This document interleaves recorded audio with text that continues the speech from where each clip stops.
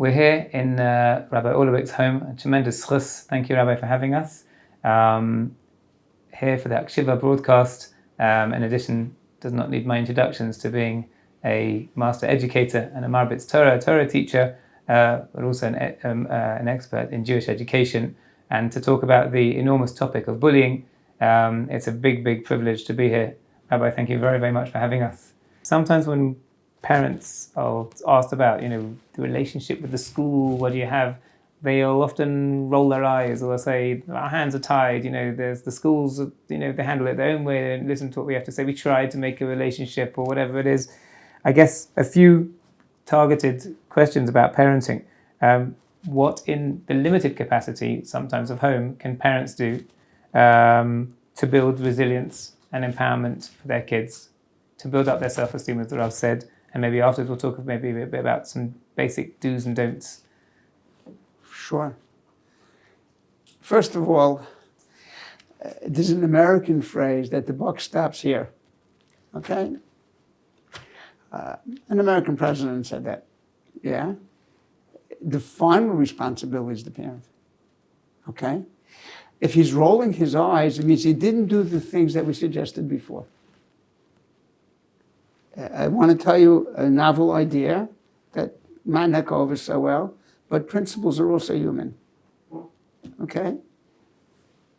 Teachers are also human. I mean, when I get a note thanking me for the week, and the child knew, and the child this, I'm also human. And it's all, don't roll your eyes. And we spread how limited sometimes the schools are, okay? There's a lot of school can do, and we've mentioned it, but don't roll your eyes. That means you did not fully appreciate the difficulties that a school has, okay? Now, getting back again to self-esteem. I heard my Rabbi, Zeichet Tzadik Levracha, Reb Simcha Wasserman. He said he walks past the country club and the sign says, no dogs or Jews allowed. It does not bother me in the slightest. A secular Jew walks past it and he calls the ACLU, the American Civil Liberties Union, or the Jewish Defense League, which I'm not attacking anybody, but he makes a big tumult about it. Like, why? So he says such a beautiful line. A secular Jew is paying the price for being a Jew and not getting the product.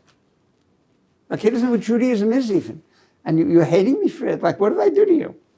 Yeah? So he has to have a product. A child has to have a product, a sense of self-worth. And the home has that child before he even goes to any school, to have that child. And children need to be appreciated, respected. We do not stand up for our children when they come into the room. Okay? No, at least not yet, okay? We don't do that, yeah? But we respect them. Time to talk, to listen, and don't do anything else when you're listening to that child. So when he speaks, he's heard. A closed child is, if I had to pinpoint the single greatest problem that people are presenting with, is that a child is close to us. We don't know what's doing with him. And I never saw a close 2-year-old, I'll let you know. Something happened. And I can tell you many stories on this, but there's one that comes to mind.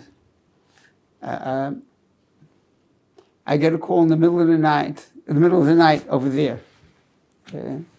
10 hours away from here. Yeah?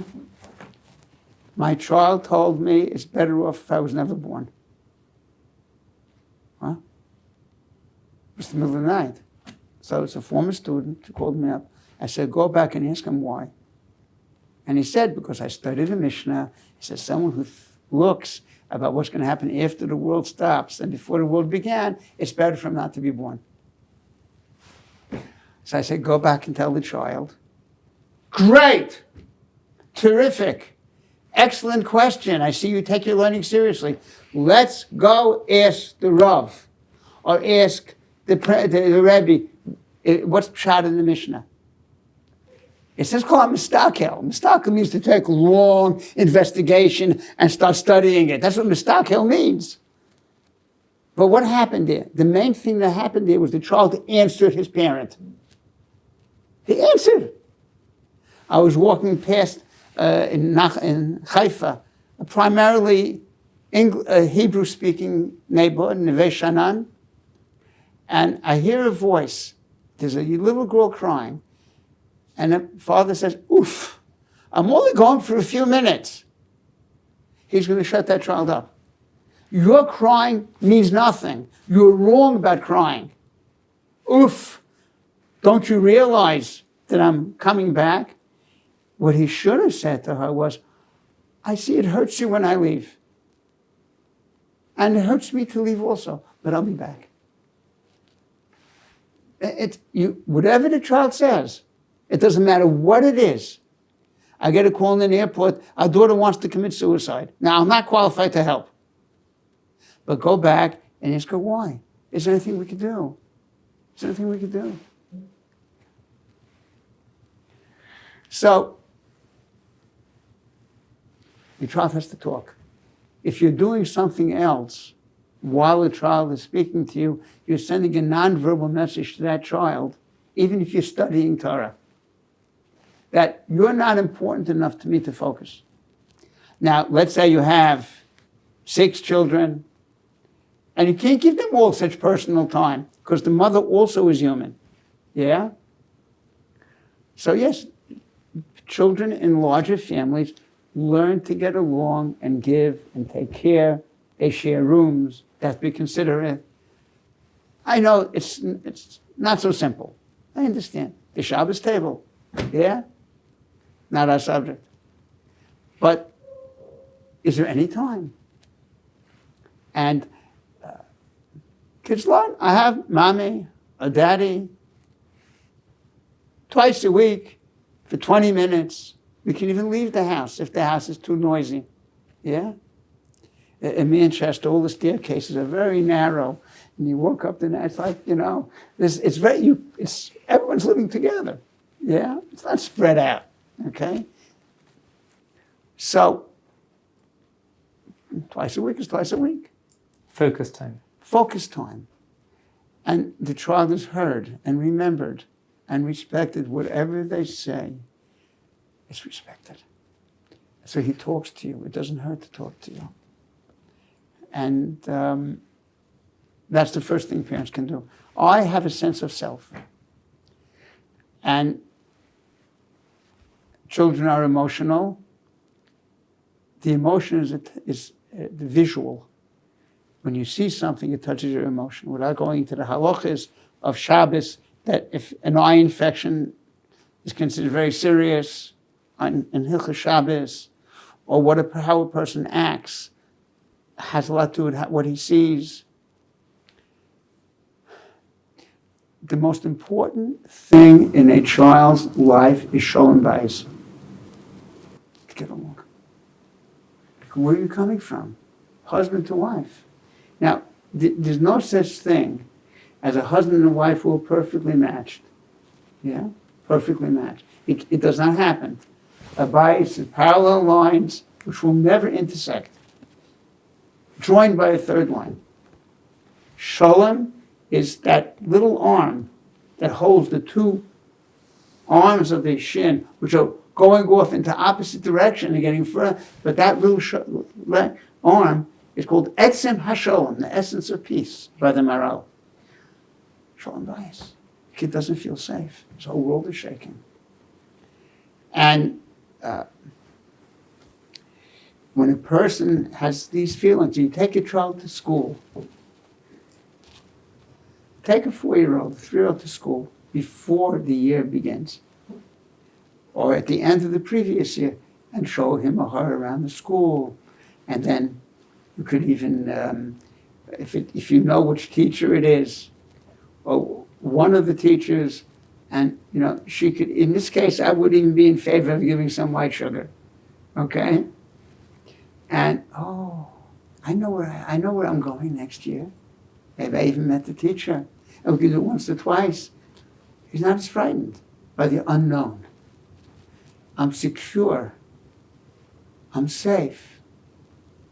You can't hurt me. Because I know who I am. My father doesn't think I'm no good. My father knows me longer than you do. Now, I'm not saying whether you should talk back or not. In 1974, I was at a Torah Masar convention, and they took films of, there's this book I was asked to read beforehand, yeah? And over there it talks about bullying also, and he says that they had films of people walking. And it's films of people walking. And they went around to the penitentiaries in America. Penitentiary comes from the word penitent. It's supposed to make you, feel bad for what you did and do tshuva. But what you really feel bad about is you got caught. And in the penitentiary, you could learn a lot more tricks. Maybe, I don't know, maybe I'm being too negative. Yeah? I did visit a prison in Israel recently. Amazing place. They have like AA groups and, together to work through problems. This person is growing by leaps and bounds. He's good, he's there. And I told him so. And he agreed. But in a penitentiary, which is a jail, okay? It's a jail. They showed these films. Who would you mug? Who would you mug? So the ones that looked unsure of themselves, yeah? Easy prey. They're easy prey. They want easy prey. Yeah. Someone accosted Rabbi Victor Miller on the dark alley. He started screaming at him in Lithuanian. The guy doesn't know what to do with himself. I don't want to start it with this guy. Yeah? He's a lunatic. Lunatics can do anything. So you have to give them self-esteem. There's something we'd be very remiss if we didn't mention. Someone came to Reb Chaim Zetzel, Reb Chaim Kanievsky, and he told him to daven. So he says, yeah, but what Ashtadlis should we do? He said, daven. Rav Matisyahu Solomon, he should be well. There was a boy in Gateshead who he was a weak boy, and he wasn't such a good chavrusa. Every year he lost his chavrusa. We always managed to get another one that was good. Like the Hanhola couldn't understand, like, what is this? He came, one day he was coming down the stairs, and he heard by the public phone system this boy saying to his mother, "Mommy, I got a chavrusa, you can stop davening." That he knew.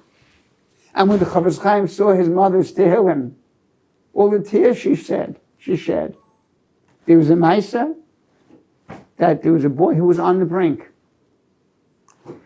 And this I heard from Rav Shagi Callis, who seemed to know the situation case.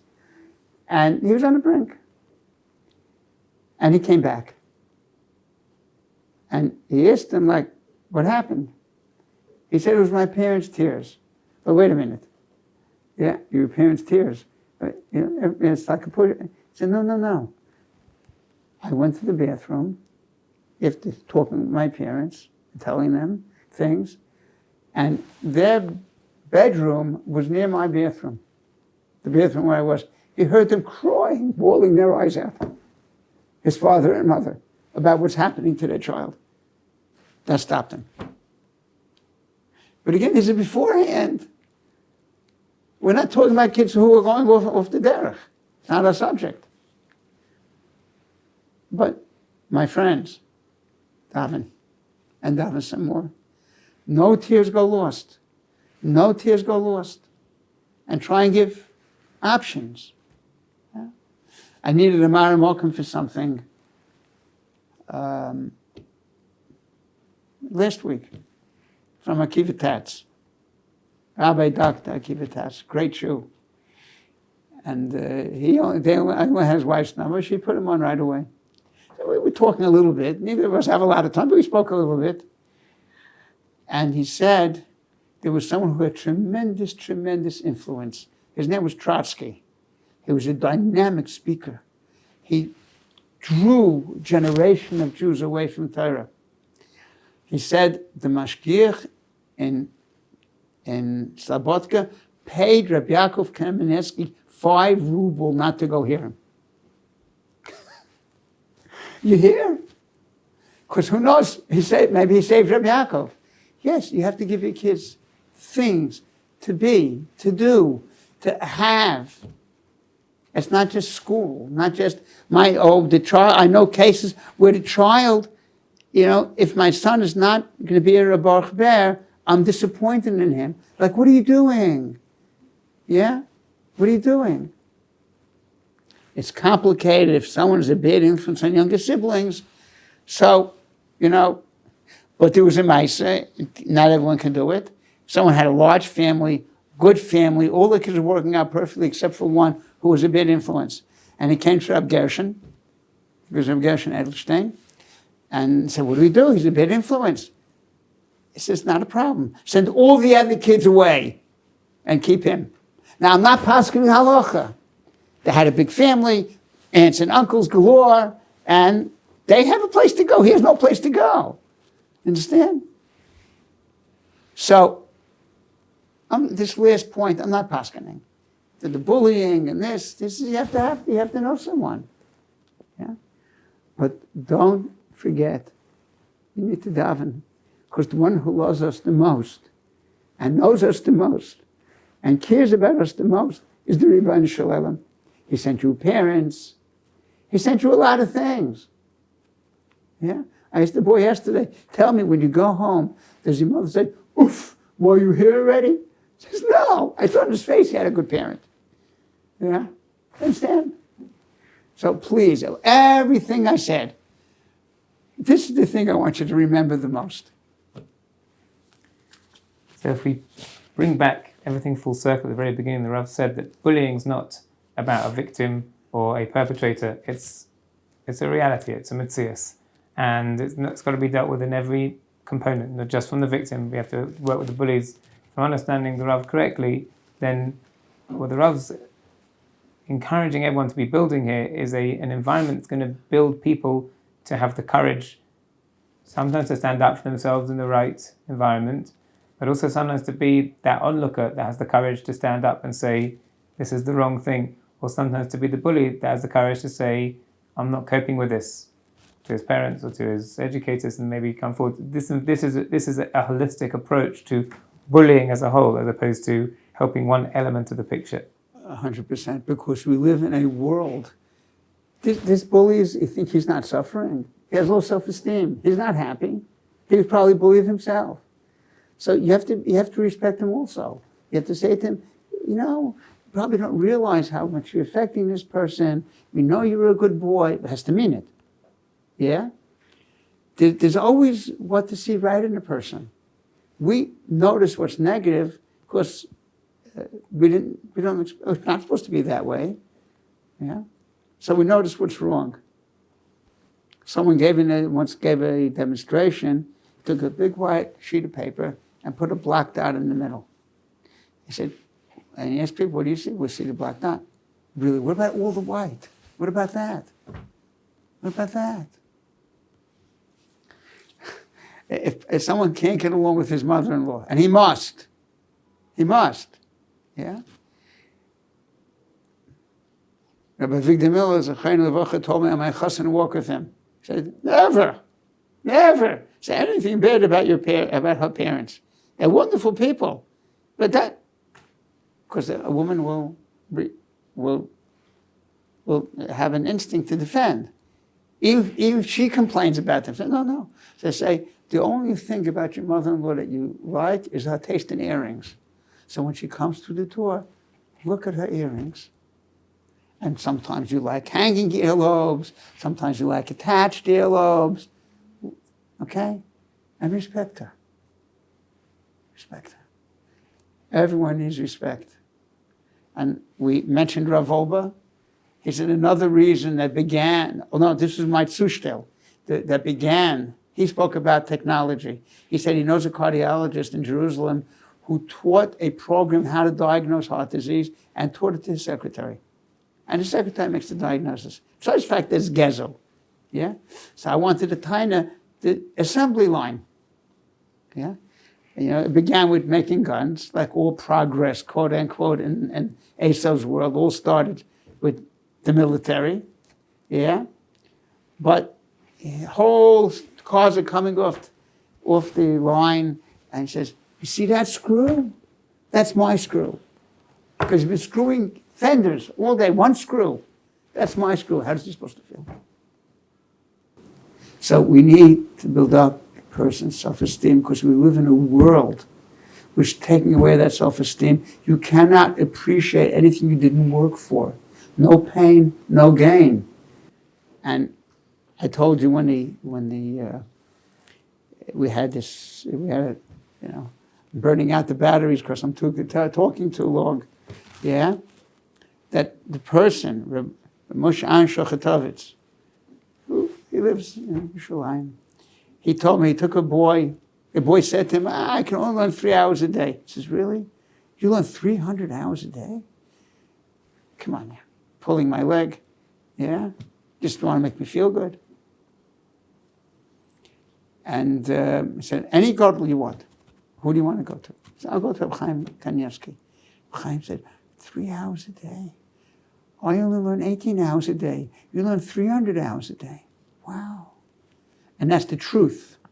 Kids who work hard, they're the ones who need to get the recognition, not the geniuses that didn't have to work hard. If that's how we measure people, then they feel like they're nothing. And that can happen in schools. It can happen in schools. And someone took, I think it was Moshe Shochatovitz also. His father took him to his Rabbi, Rabbi David Kronglas, the Mashgiach in Baltimore. And he said to him, listen to me. He said it twice, once for me, once for you. Small people do big things. Big people do small things. And everything that they do is treasured. And we're not looking down on them. For them, it's a big thing. I know someone just had a stroke. He has to do rehab. He's 19 years old. He has to treasure every step. Every step. He can actually lift his arm. Wow. And to savor that, people have to know what to do that they could do. And we have to build their self-esteem. But not by saying, you're the greatest. According to Ben Azai, the most important pasuk in the Torah is B'Tselem L'Kim Aseh Adam. Yeah. Ben Pazi said, "Es a kevesecha tasa baboker, es a keveshen ben aboyim." The Maral Nesiv Avasareya brings these, and Rabbi Akiva Raflecha Kamaycha. He says, "Omer Rapleni Araglav." Rapleni stood up and said, "Ben Pazi is right. A keves in the morning, a keves in the afternoon. Keves is the smallest carbon. Just keep going." My Rebbe Zechrein Levach in his 90s, he asked him, how do you keep going? What's the secret to keeping going? He was energetic. He said, the secret to keeping going is keeping going. It's a Mefurish Isaac Newton. Okay? How do you keep going? You treasure small things. Your children have to appreciate the fact that you appreciate them and you appreciate their effort, not their accomplishments without effort. This is very important. And that's how you have to look at your child. Daven, and then daven some more. And Bez Hashem, you'll have emse, true nachas from your children. Even in today's world, there are no perfect schools, and there are no perfect teachers, and there are no perfect parents. But they're in a place where Minat Torah they weren't supposed to be. The teacher was the parent. But we don't have that anymore. Rabbi Yehuda ben Gamla, Yeshua ben Gamla, he said, Bram Zocha Eisei Shel Torah, he made schools. We need schools. And they're imperfect, and you have to accept that it's imperfect. Beis Yaakov is imperfect. Yeah, you need mothers. But Beis Yaakov has saved the Jewish people. And that's the world we live in, and accept that world. Accept that world. Okay? Rabbi, thank you so much for your time. Unbelievable to be able to hear from you on this really powerful topic.